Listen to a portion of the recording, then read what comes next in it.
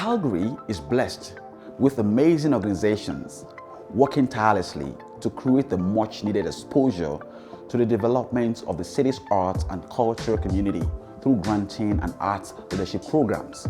One of such is an organization I am focusing on in today's episode of My City Speaks to Me. This is the story of the Rozsa Foundation.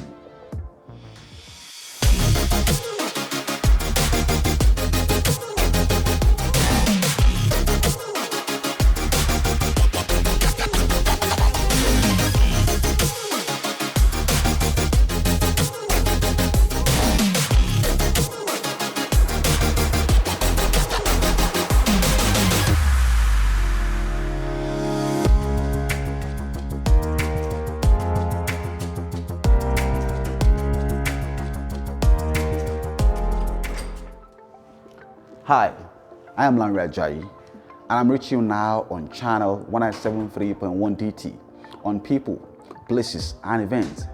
This is My City Speaks to Me, the Calgary edition, coming to you right now from a beautiful city of Calgary in Alberta, Canada, specifically at the Safe Space King Edward building. Amazing space, amazing building, with a lot of rich art and historical backgrounds.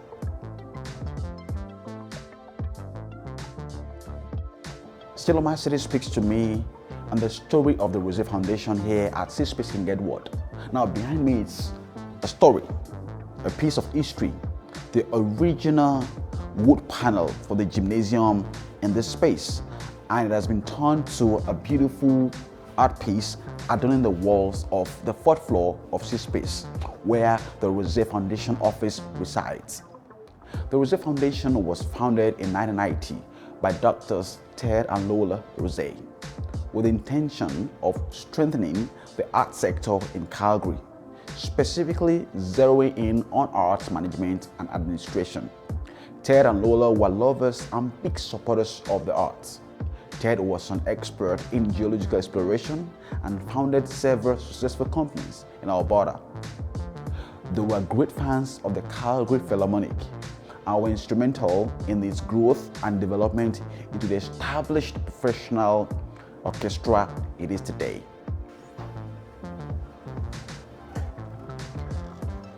As a beneficiary of their great legacies, I first heard about the Rozsa Foundation in the year 2018 when I was an art instructor at this same building where we are today. I was part of RAMP and later REAL, two of the acronyms given to some of the artistic professional developments by the Rozsa Foundation. Like I do it on this show, don't move a muscle, stretch. We'll be right back soon.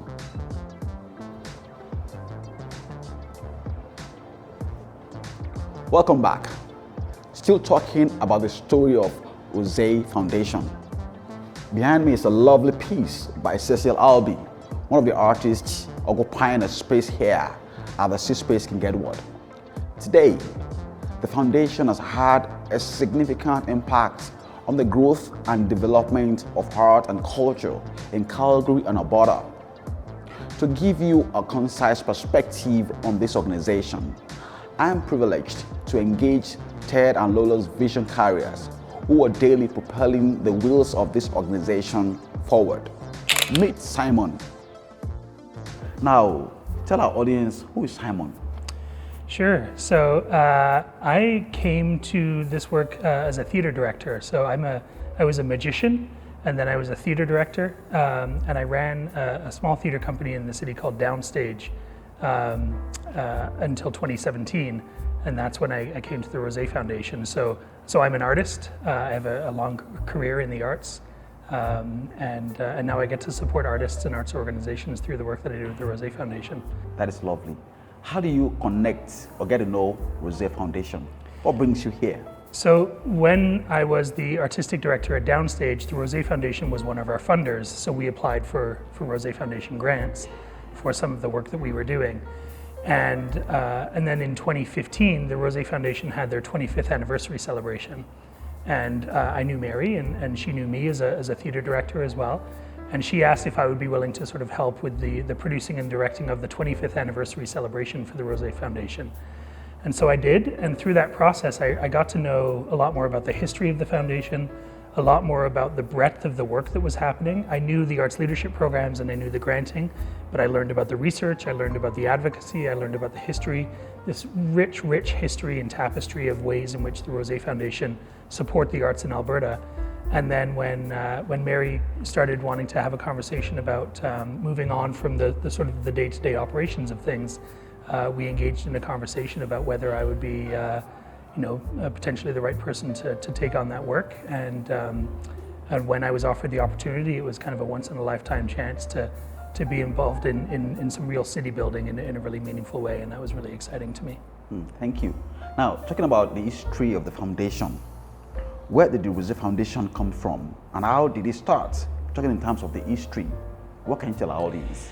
I think one of the things to think about is that the work that Ted and Lola Rozsa were doing in terms of their support for the arts in the early days of the Rozsa Foundation was really, really quite novel.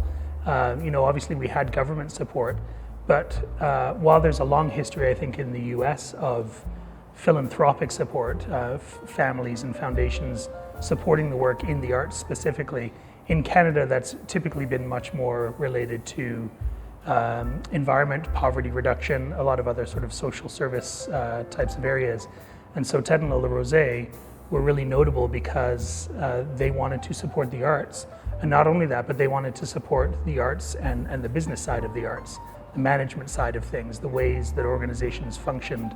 And that was unheard of. And so, I think a really significant part of the legacy is that they came to this work and they were kind of trailblazers in the kind of work and the kind of way that they wanted to support the arts sector, and that really planted a seed that has continued to grow to this day 30 years later. Lovely. Now, how is this foundation in which they started, different from other family foundations around? I think one of the biggest ways that the Rozsa Foundation is different from other family foundations is the area of support. Like I said, a lot of philanthropy in Canada is really connected to other social issues that are happening, and there are foundations, including family foundations, that support the arts as part of what they do, but very, very rarely is it all of what they do. And we're not a huge foundation, but because we have such a specialized focus, that allows for a depth of impact that perhaps goes beyond what we might be able to accomplish if we were also doing a bunch of other things. And so I think what's really unique about the Rozsa Foundation is the fact that the arts are our backyard. They are the industry and the sector and the environment and the community that we want to support. And by being fully in on that line of work, it really allows us to do significant things. Meet Mary. Ladies and gentlemen, welcome Mary. How are you, Mary? I'm great. Glad to be here. Thank you so much for taking time to be here. I know you're very busy, you have a lot of things, and it's an honor for me to have you on this show today. And I'll go straight to the questions. Our audience want to meet you. Who's Mary? Who's Mary? Yes. Well, Mary's someone with a very long name. So my last name is Rozsa de Coquet. Ole. No, Ole's not part of it. Okay. It just makes it easier to remember how to say it. Okay. I'm a native Calgarian. There weren't many of us back then. I am an audience. I am not an artist, but you need both sides to make good things happen. What else can I say? I've been involved with the Rozsa Foundation for almost 25 years.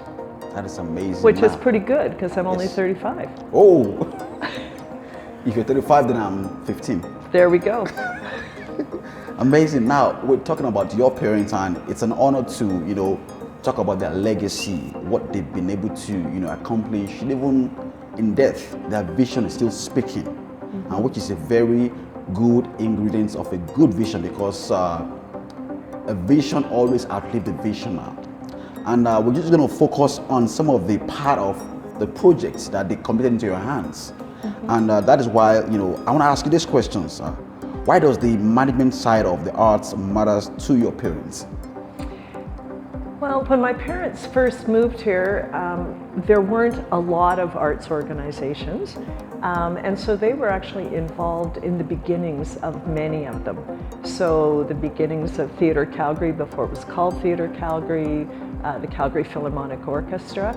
So they got to see all sides of the organization right from the start.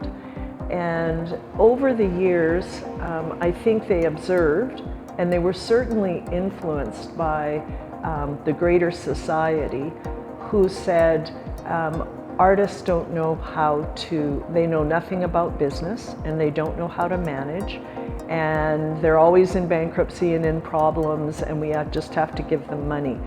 So that was a pretty common narrative, and not true, but fair enough, because most artists don't go to business school. And for decades, the boards who were supporting arts organizations seemed to check some of their business acumen at the door. And they really didn't ask the same kind of penetrating questions, or weren't as concerned about good business practices they might be in their own business lives or on a corporate board. So there was quite a separation between the arts and business, and it often showed up in using the proceeds from ticket sales for next season in this season. Not a good thing to do. Used to drive Dad crazy. So when he sort of moved into a philanthropic role, he put caveats on how his money could be used and when it could be used, and was really very concerned that the organizations employ smart business tactics. So that was very important to him. And I think from Mom's point of view, she really wanted artists to be able to maximize their potential and not have to be trying to do other things besides creating amazing art.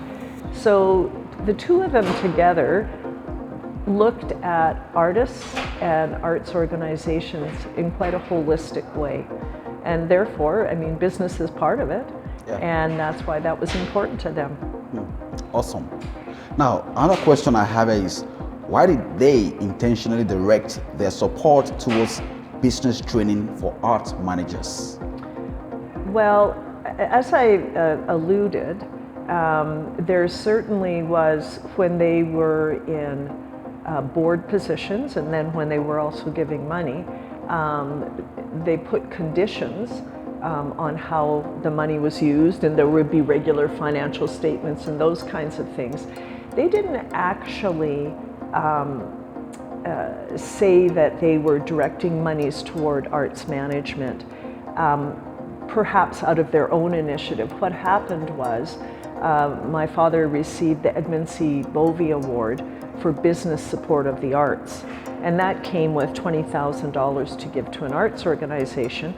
And as a family, we said, you've given lots of money to arts organizations, as has the foundation.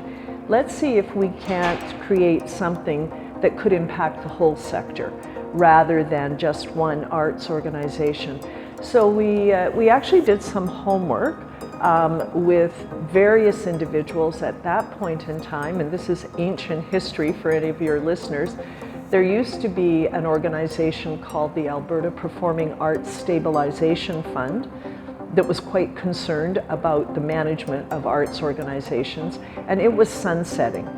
So we spent some time understanding what they had learned and what their approach had been.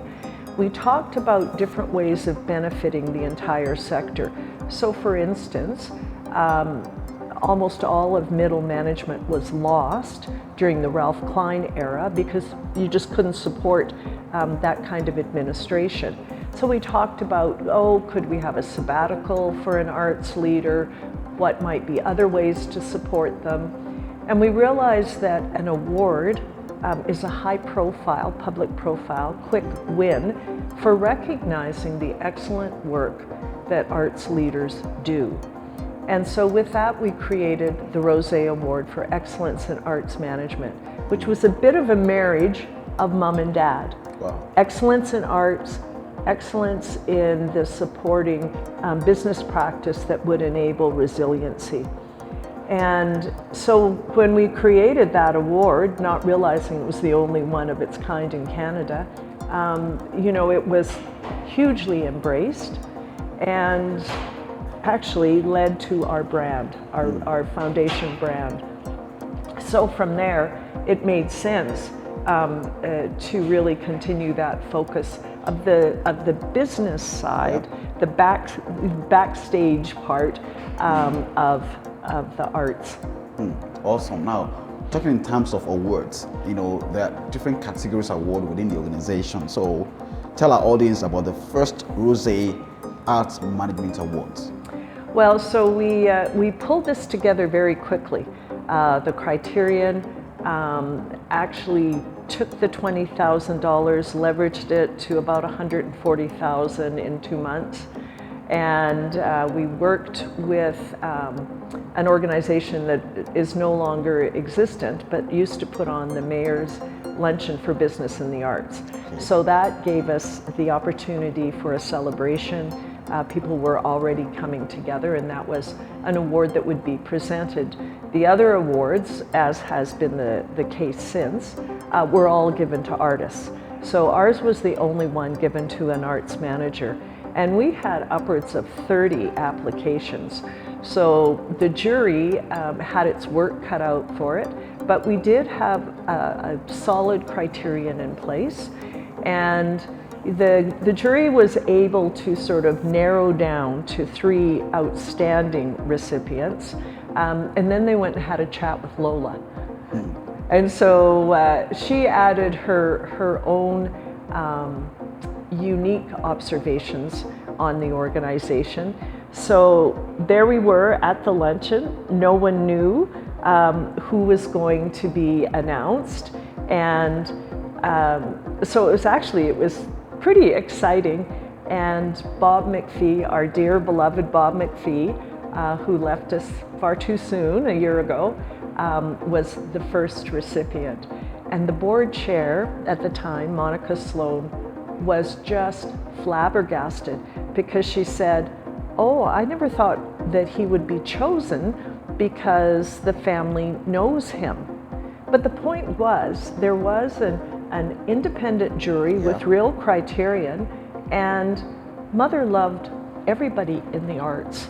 So if that were one of the defining reasons not to choose someone, nobody would have been chosen because she knew them all. But we were thrilled, and Bob really represented an amazing first recipient because he had already accomplished so much in his career that was truly outstanding.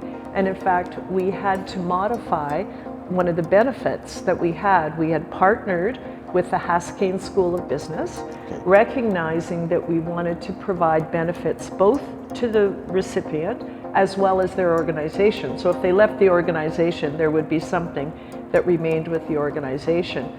So there was the opportunity to take an executive ed management course at U of C, but Bob was in the position of being able to teach that course. So we actually looked to the United States, and at that point in time, Stanford, it was only for 2 or 3 years, offered an exclusive arts management program for invited arts managers. It was a summer program, and so we submitted Bob's name, and he was the only Canadian who ever attended. Amazing. Since inception, the Rozsa Foundation has given out a couple of thousands of monies, with over $425,000 in 2021 alone, to community through grants and donations, and several awards for excellence in arts management and board leadership. Now, you're talking about, you mentioned Haskayne School of Business and the relationship between the Rozsa Foundation and the University of Calgary. And that leads me to this question about what was the process of developing tailored business learning of the arts sector for RAMP with the University of Calgary? Right, so although we had the connection with Haskayne for the award, that's actually not where the professional development courses came directly. Okay. So we knew that we were giving certain benefits to the award recipient. we also had been receiving grant applications, and you would look at them and say, gee, we wish that we could provide more for them as well.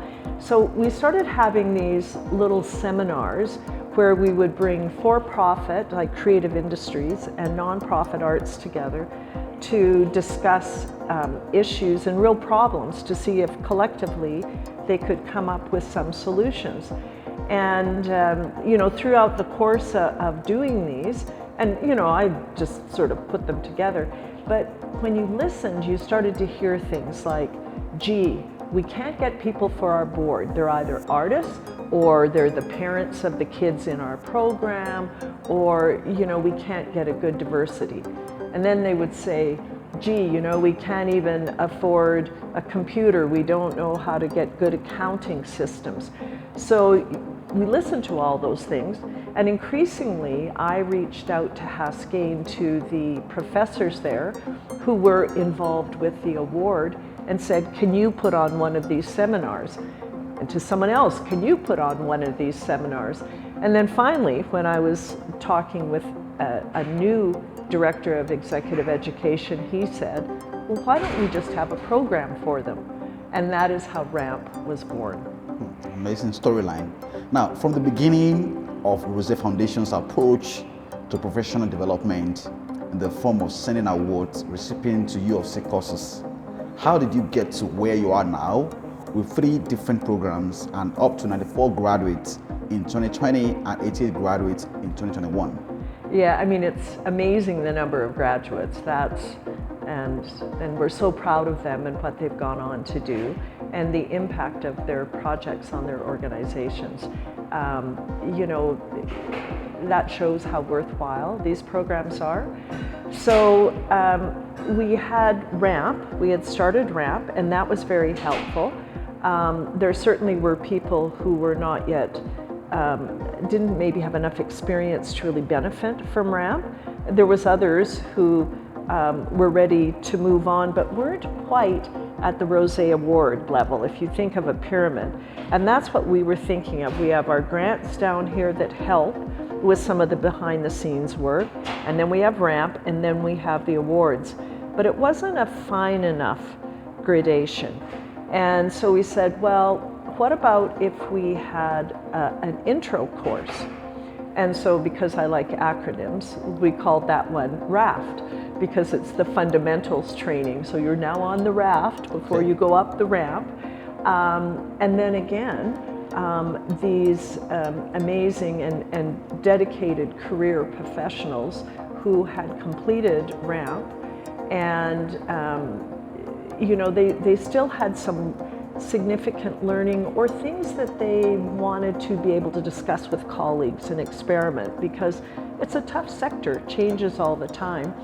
And so by this point in time, there was lots of people helping at the Rozsa Foundation who suggested to me, let's add one more course.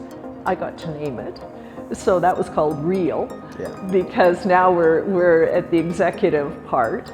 And so that's how REAL was born. The programs, all 3 programs, I think one of the best parts about them is that it is not the same curriculum where we started. There's always striving for improvement and for relevance as issues in the sector change.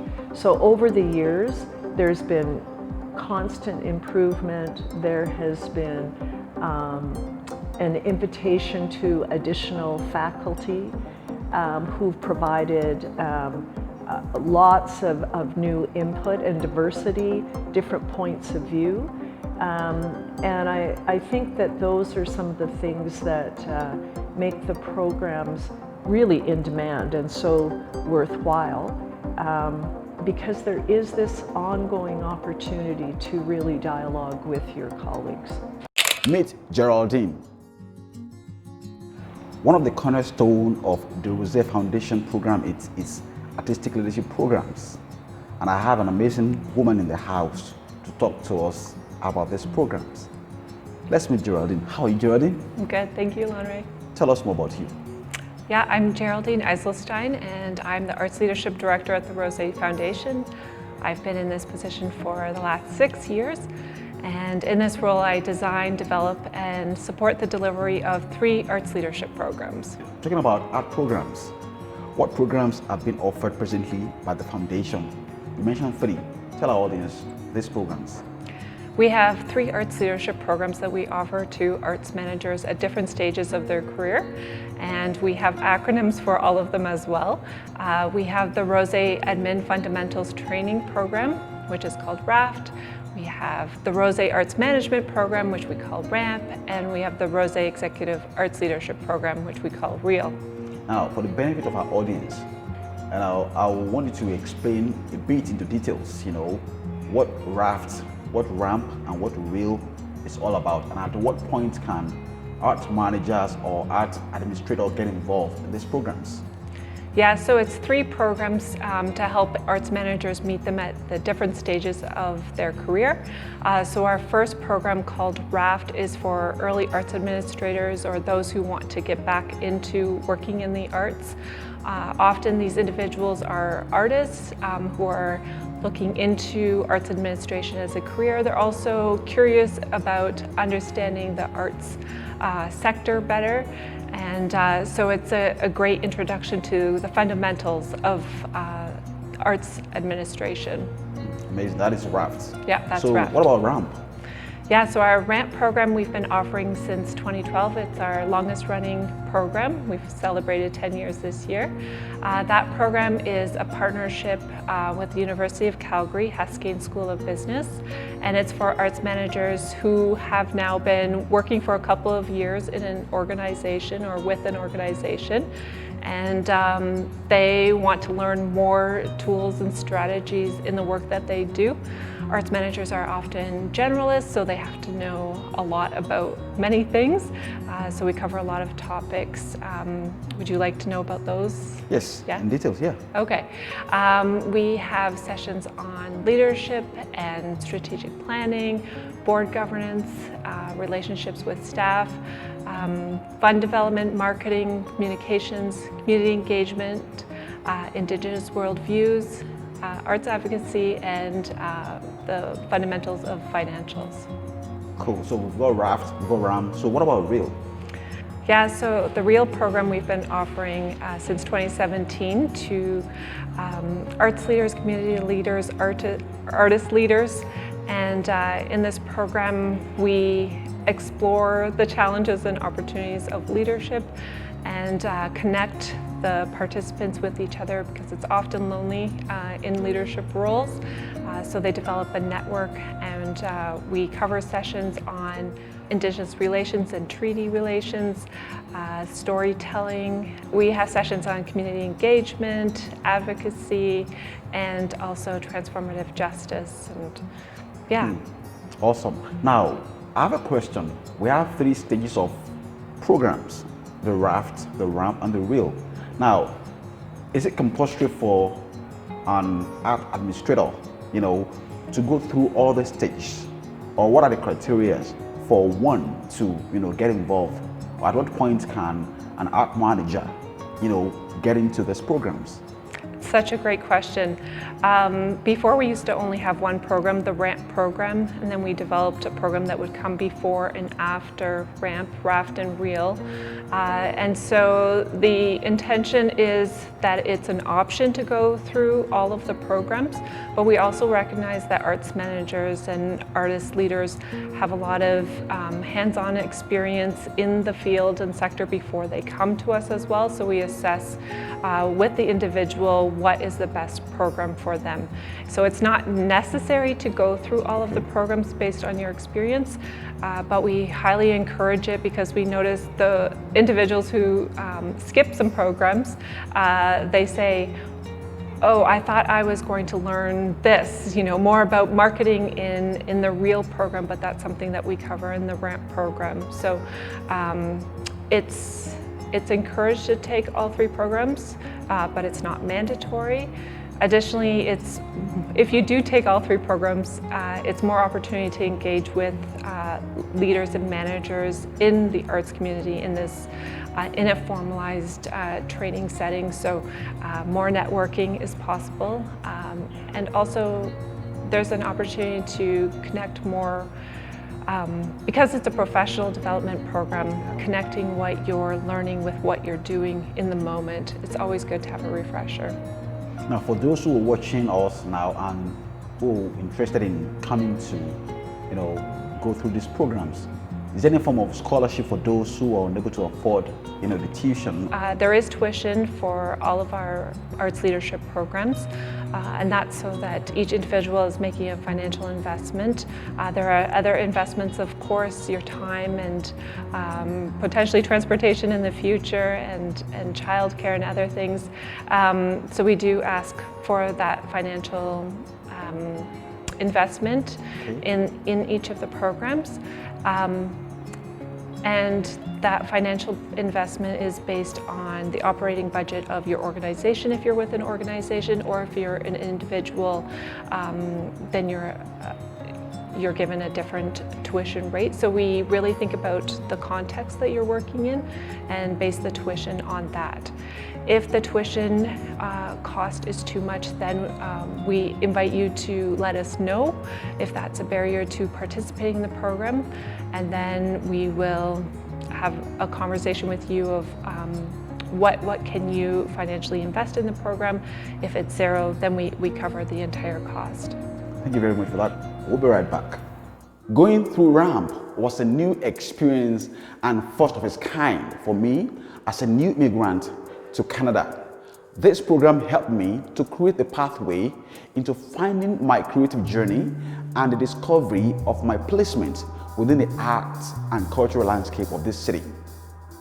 As a matter of fact, my ALP, Action Learning Project, now referred to as Capstone Project, was based on this storytelling project that I called My City Speaks to Me, under the guidance of Professor Scott Radford of U of C Askin School of Business, who was part of the instructor at RAMP. It opens me up to a world of possibilities, and followed up with REAL, where I had the opportunity to increase my capacity for managerial knowledge in artistic development. Beyond these various programs, Rozsa Foundation continues to put its mouth where the money is by offering support for the arts through its various granting systems. How will you describe the granting systems from your foundation? Sure. So our grant supports arts organizations to continue their work, to a lot of capacity building work. So a lot of other arts funders support the creation of artistic projects, whereas what we are looking to do is to build stronger organizations. And so maybe that's in undertaking some strategic planning work. Maybe it's about looking for stronger ways to do some fund development work. Maybe it's about trying an experimental new way to communicate your message about who you are to the community that you're trying to attract to your shows. So it's much more on the sort of management side of things as it relates to our arts leadership programs. And it's really about kind of finding new ways to strengthen the organization that you're a part of and position it for long-term and future growth and prosperity. That is lovely. So it is more on the development part of the artistic programs rather than the supporting artists individually, but to strengthen the organization in which they work. Yeah, I mean, our perspective is that, if we have strong arts organizations, then they're going to be better positioned to continue to support artists in the various ways that they do. There are also, regulatory restrictions that limit us to support. We can't grant to an individual artist, for example, but we can grant to an organization so that they can do work, so that they can undertake a project that engages a bunch of individual artists. So we move through arts organizations in order to support artists, arts managers, the arts community, audiences, everyone who's involved in the process of arts. Thank you very much. I know you also have an IBPOC Arts Leaders Residency Grant. What is it about? So that partially came out of the murder of George Floyd in 2020 and some of the conversations that were happening in the community around the inequitable issues and inequitable state of the arts community. And part of the challenge that we saw was that there was no pathway to leadership positions. We were severely underrepresented in terms of IBPOC individuals holding leadership roles within the arts community. But beyond that, of also going, well, how do people address where they are now versus where they want to go, and what kind of pathways are available to those individuals? And so with the support of the community, we did a lot of community consultation. We developed a program that is really about if there's an individual, an IBPOC individual who has aspirations of leading an arts organization or leading, taking on a leadership role in the community in another way, they can approach an organization and say, look, this is what I want to do. This is what I think you can support me in. This is the kind of mentorship I think you can provide me. These are the kinds of conversations and the kinds of processes I want to be a part of. All of that is going to happen over the course of a year. It's designed as a year-long part-time position. We basically provide the funds to the organization to then pay that individual for that year-long residency at the organization. And the hope is that at the end of that year, that individual is much better positioned to pursue whatever their ambitions are, whether that is organizational leadership or whether that is leading in another way within the community. So it's really about strengthening, building leaders within organizations that are here. And you know, we recognized as well that part of the challenge is that because there are not necessarily a lot of organizations that are led by IBPOC individuals, we also wanted to make that available if there's a local arts leader who wants to have a residency elsewhere in the country, for example. They can do that as long as they're then going to bring that knowledge and that experience back to Calgary to make the Calgary arts ecology that much stronger. Amazing. Now, talking in terms of making the arts administrative works in Calgary stronger, how or what are the criteria for art organizations to access these funds? How easy is it for those organizations, you know, some of them are watching us now, how can they access these granting streams? So again, as I mentioned, the Canada Revenue Agency says that as a foundation, we can only grant directly to organizations that are registered charities. That being said, you know, there are some really interesting partnerships that are possible between other kinds of organizations or even other kinds of ad hocs or collectives and charities and larger organizations. And so, you know, people can go on our website and read all about our grants programs and the kinds of things that we want to support. And if there's something that resonates for that, and they're not a charity themselves, but maybe they have a relationship with an organization who they might be interested in working with, you know, we can support the organization who is eligible, even if those funds are then going to make their way back to an organization that's not a charity to work together in interesting ways. We really want to encourage partnerships. We really want to encourage people to find innovative ways of working together to address the issues that are impacting their organizations as well as the broader arts community. Meet Ayla. Still talking about the story of the Rozsa Foundation. I'm here with an amazing part of the vision carriers of this foundation. Let's meet Ayla. Hi, Lonray. How are you? I'm good. How are you? Who is Ayla? My name is Ayla Stephen. I'm the Granting and Awards Manager at the Rozsa Foundation, and I'm also an actor, a comedian, a theater producer, and an arts administrator in Calgary. Amazing. Now you work with part of the Granting and Award, you know, part of the foundation. That's right. Tell us something about the granting process or the award process. Oh, well, our awards process is in flux. We've been investigating new ways of celebrating and awarding and recognizing arts administrators and arts organizations in the city. So we're kind of getting our hands in there to see how we can change that process to meet more people. Okay. And with our granting program, we do an application-based process. So people will submit applications by certain dates for various types of projects that they're looking to move forward in their organizations. And then they go through an assessment process, and we let them know if they can have some money to take that forward. Amazing. Now, specifically talk to us about the Capstone Project.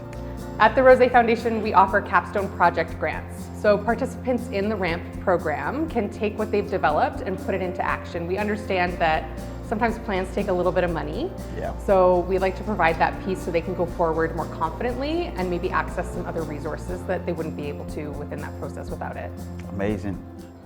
An ingredient of a good vision is that it usually outlives the visionary.